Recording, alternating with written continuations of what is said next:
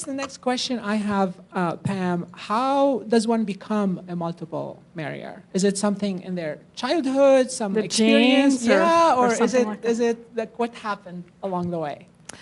Well, some more research I found by a woman by the name of Elaine Fox. Back in the early 1980s, she did her university thesis on multiple marriage. She called it the exploration of multiple marriage.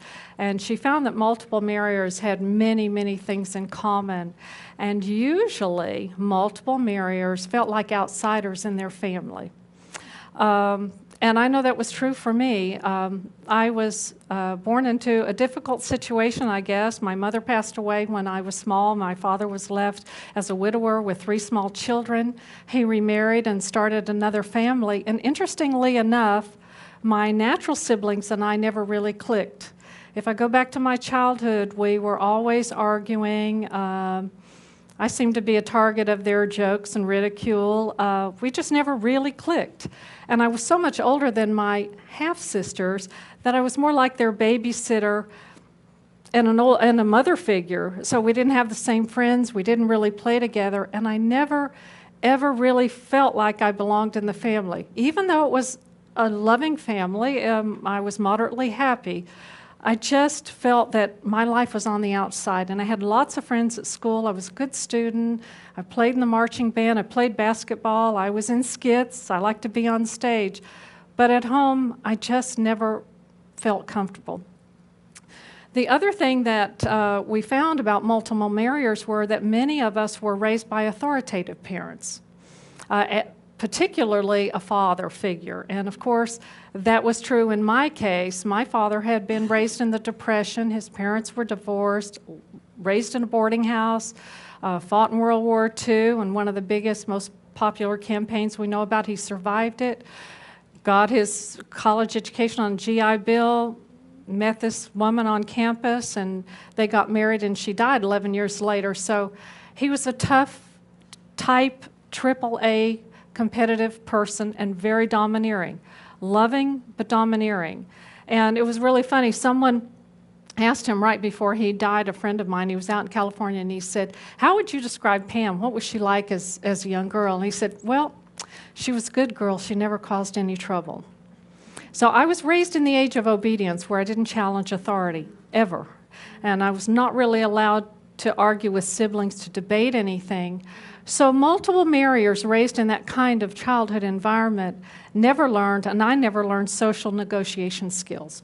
I never learned how to express my needs openly, how to assert myself, how to set boundaries, how to say no, how to be who I really wanted to be. I kept my head down.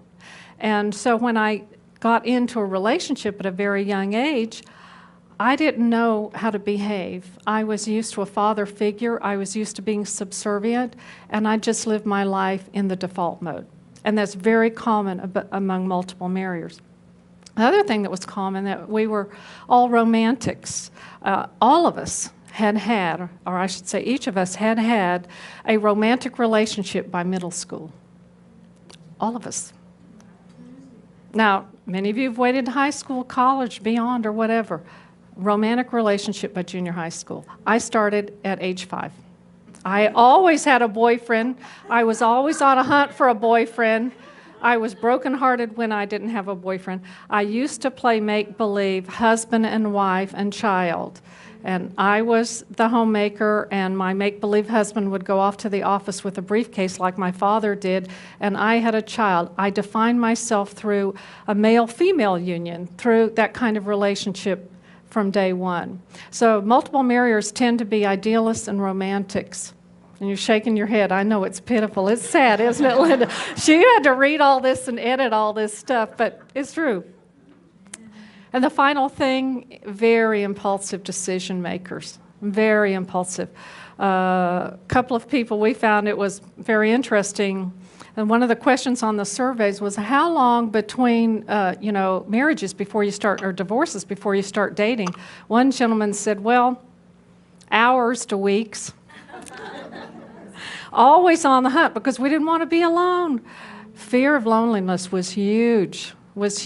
And when you get married, when you're 16, 17, 18 years old, you don't know how to be alone. And that's sort of the way it went. I don't know if those are surprises to you, but there were some ahas for me when I did the research and when I started looking at myself and doing the inner work. It's very interesting factors there, and they're very psychological. So thanks for shedding that light on that. Now, I want to jump to a related question, which is multiple relationshipers. So people who have multiple relationships, not marriages, but relationships, is that different or similar or the same, or anything that came out of your research or thoughts on that? Well, I would say the legal paperwork is a little different. It's like the difference between renting and buying a home. It's kind of similar, but when you go to buy a home, there's a heck of a lot more paperwork. It seems like a bigger commitment. It ain't that easy to get out of it once you've gone that route. I would really say it's the paper trail, and I've had an issue being female and always changing my name with different names following me around. And that's another debate. Do you change your name when you get married? I think it's a personal decision. Had I known I was going to have 4 marriages before the age and divorces before the age of 50, and that every job application I would have to fill out, they would ask me how many last names.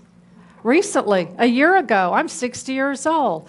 I'm like, well, maybe Anderson, I don't have any records that go back to when I was Pamela Anderson, so maybe I'll just leave that one out.